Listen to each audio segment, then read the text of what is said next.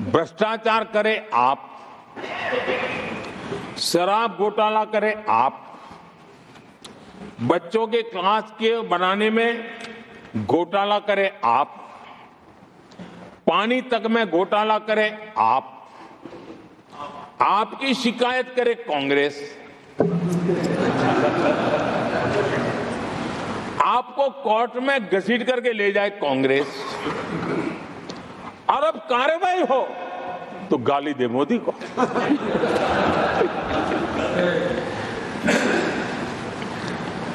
और अब आपस में जरा साथी बन गए हैं लोग, और हिम्मत है तो सदन में खड़े होकर के जवाब मांगो। कांग्रेस पार्टी से मैं आप वालों से कहता हूं, कांग्रेस भी बताएं कि आपने प्रेस कॉन्फ्रेंस करके आपके घोटालों के इतने सारे सबूत देश के सामने रखे थे। कांग्रेस ने प्रेस कॉन्फ्रेंस की थी, इन्हीं लोगों के खिलाफ की थी। अब ये बताएं कि ये जो उन्होंने सबूत प्रेस कॉन्फ्रेंस करके सारी फाइलें बताई थी, क्या वो सबूत सच्चे थे या झूठे थे? दोनों एक दूसरे को खोल करके रख देंगे। आदरणीय सभापति जी, मुझे विश्वास है ऐसी चीजों का जवाब देने की उनके अंदर हिम्मत नहीं है। आदरणीय सभापति जी, ये ऐसे लोग हैं जिनका डबल स्टैंडर्ड है, दोहरा रवैया है। और मैं देश को बार बार ये बात याद दिलाना चाहता हूं, ये कैसा दोगलापन चल रहा है।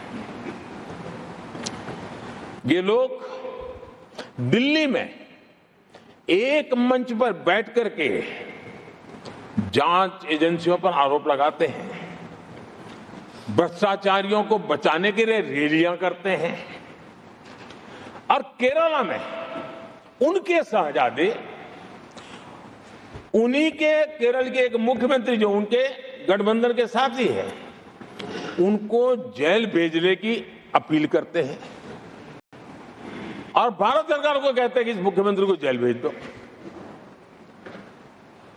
दिल्ली में ईडी सीबीआई की कार्रवाई उस पर हाय तौबा करते हैं,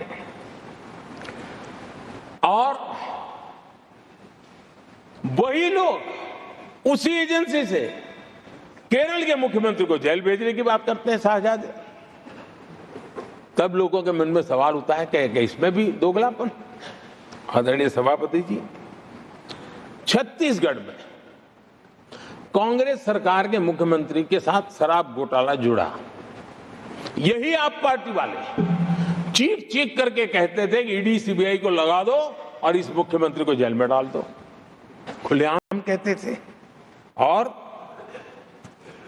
ईडी ये काम करे इसके लिए गुजारिश करते थे। उनको तब ईडी बहुत प्यारा लगता है। आदरणीय सभापति जी, ये आज जो लोग जांच एजेंसियों को बदनाम कर रहे हैं, हल्ला मचा रहे हैं, मैं जरा उनकी याददाश्त पर जोर डालना चाहिए, मैं ऐसा उनका आग्रह करता हूं। जांच एजेंसियों का पहले दुरुपयोग कैसे होता था, कौन करता था, मैं जरा बताना चाहता हूं। मैं कुछ बयान आपके सामने रखता हूं। ये पहला बयान है 2013 का। बयान क्या है?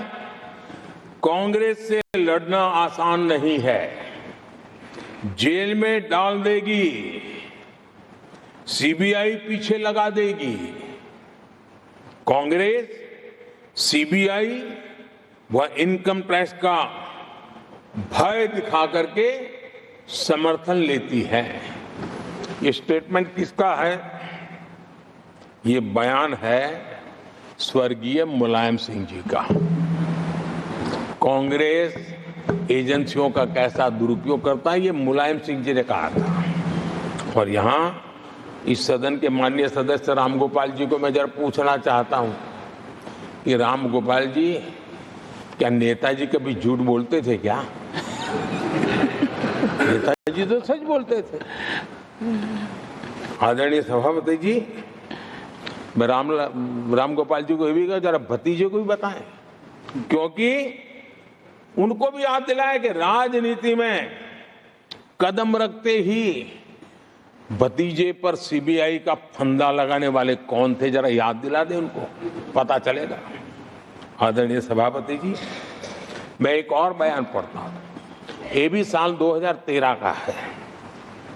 The Congress had used the CBI to strike political bargains with many parties. और कौन कहते हैं?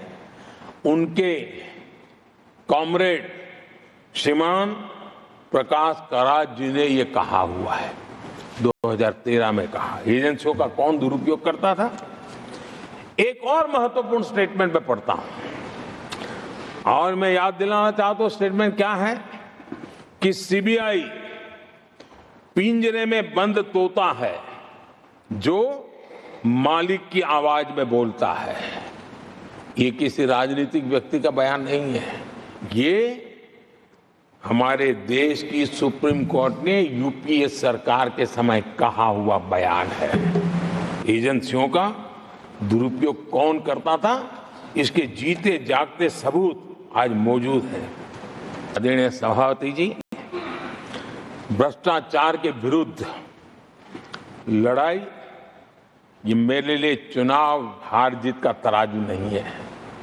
मैं चुनाव हार जीत के लिए, भ्रष्टाचार के लिए खड़ी लड़ाई नहीं लड़ रहा हूं। ये मेरा मिशन है, ये मेरा कन्विक्शन है और मैं मानता हूं कि भ्रष्टाचार एक ऐसी दिमक है जिसने देश को खोखला कर दिया है।